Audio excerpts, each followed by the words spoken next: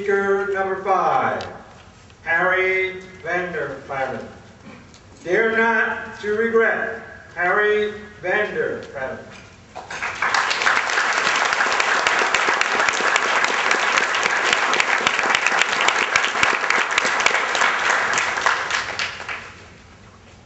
I heard voices that sounded muffled and distant. I saw people in a white swirling fog. Was I awake? Was I in a dream? Was I even alive? And then I realized where I was.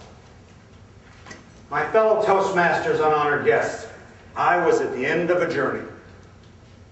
A journey that had started 3 months before that very moment, with 6 simple words. Harry, you need open heart surgery. So here I was, lying in intensive care, St. Joseph's Hospital, Atlanta, Georgia, tubes going into my body, tubes going out of my body, surrounded by machines, people swirling in and out.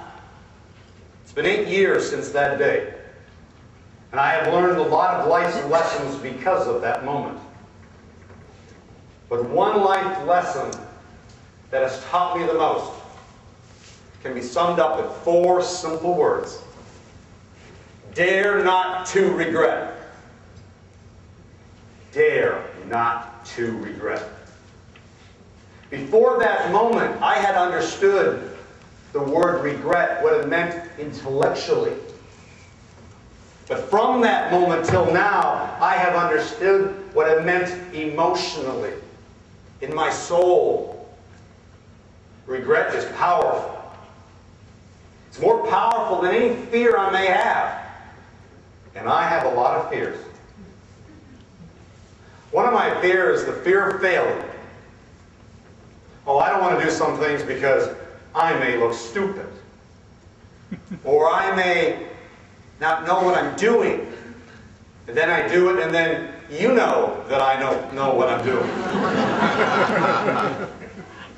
The other fear is the fear of success. I may actually have to live up to my ability. We all have fears. But isn't it ironic that no one fears regret till it's too late? Regret is powerful. It can last a long time. One of my regrets is 40 years old. 8th grade graduation dance. There was one girl I wanted to dance with, Nikki Garamella. Brown hair, little pug nose, I adored her. And finally, by the last dance, I had worked up the courage to go ask her to dance. I walked right past her. Now, if I would have asked her and she would have said no, would she have laughed in my face? Maybe. I don't know. If I would have asked her and she would have said yes, would I have looked like a fool on a dance floor? Maybe. I don't know. What I do know, I never asked her. And for a split second of fear, I've had 40 years of regret. When you live your life with dare not to regret, you live a powerful life. I'm on this stage not because I'm not afraid of making a fool out of myself. I do that every day. Ask my wife.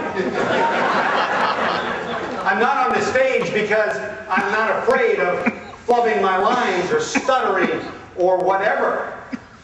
I'm on this stage because I dare not to regret. I fear regret more than I fear failure. Now, I am luckier than most of you. 8 years ago, they put in an artificial heart valve, mechanical valve. Matter of fact, every time the heart goes, it goes click, click, click, click, click, click. And at night, when the house is dark, it's quiet. The last thing I hear is my valve. It talks to me. It says, Harry, what have you done with your life today? Harry, what are you going to do with your life tomorrow? Harry, what are you afraid of? What are you afraid of?